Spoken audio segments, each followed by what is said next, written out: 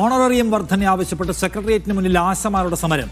Honorarium 21,000 രൂപയായി വർദ്ധിപ്പിക്കണം, വിരമിക്കൽ ആനുകൂല്യം വേണമെന്നും ആശാ സമരസമിതി നേതാവ് യസ്മിനി പറഞ്ഞു. ഇന്ന് ഫെബ്രുവരി 10-ാം തീയതി, ഇന്നും ജനുവരി മാസത്തെ വേതനം ലഭിച്ചിട്ടില്ല. ഡിസംബർ മാസത്തെ പകുതി വേതനം ലഭിച്ചിട്ടില്ല. എത്ര പേർക്കറിയാമത്? ആരോഗ്യമന്ത്രിയും മുഖ്യമന്ത്രിയും എല്ലാ മാസവും 5-ാം തീയതിക്കുള്ളിൽ ശമ്പളം വാങ്ങുന്നുണ്ടെങ്കിൽ ഈ കേരളത്തിലെ മുഴുവൻ പണിയെടുക്കുന്ന ആളുകൾക്കും അവരേത് മേഖലയിലാകട്ടെ, സ്വകാര്യ മേഖലയിലടക്കം അവർക്ക് കൂലി കൊടുക്കുന്നുണ്ട് എന്ന് ഉറപ്പുവരുത്തുവാനുള്ള ഉത്തരവാദിത്തം നമ്മുടെ നേതാക്കന്മാർക്കുണ്ട്, മന്ത്രിമാർക്കുണ്ട്. RB സനൂപ് വിവരങ്ങളുമായി. സനൂപ്, എന്താണ് ഇവരുടെ ഡിമാൻഡ്?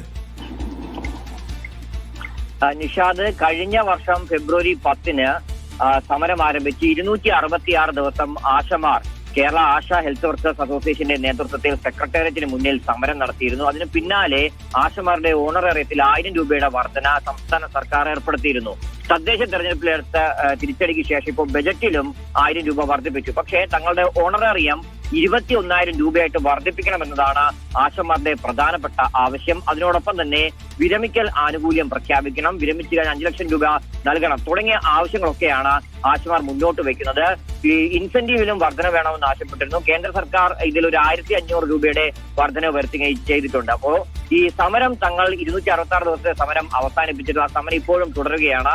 ഈ വിരമിക്കൽ ആനുകൂല്യവും ഓണറേറിയം വർദ്ധിപ്പിക്കുന്നതുവരെ സമരം തുടരാനാണ് ആശമാരുടെ തീരുമാനം. സെക്രട്ടേറിയറ്റ് പടിക്കലല്ല, പലയിടത്തായിട്ട് പല രീതിയിലുള്ള പ്രതിഷേധങ്ങൾ വരും ദിവസങ്ങളിലും തുടരുമെന്നാണ് ആശമാർ ഇപ്പോൾ അറിയിച്ചിട്ടുള്ളത്. ശരി, സനൂപാണ് വിവരങ്ങൾ.